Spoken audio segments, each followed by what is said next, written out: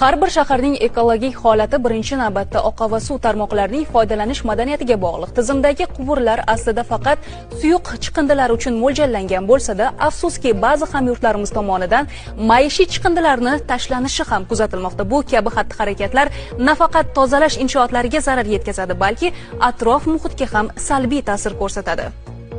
Yana oqova suv tarmoqlarida tiqinliklarning paydo bo'lishi tizimida xizmat qilayotganlarning mehnatini og'irlashtiradi. Oramizda oyligini olgandan so'ng vazifasini bajaradi-da deguvchilar ham topiladi albatta.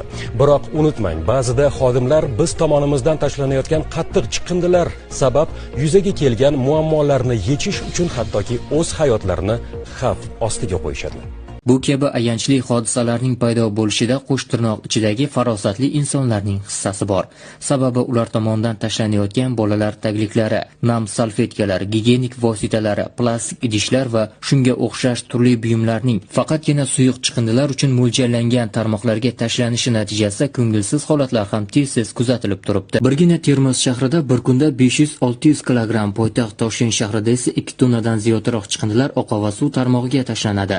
Manzilda faoliyat olib borayotgan xodimlar esa ko'rib turganingizdek ularni shu zaylda tozalaydi.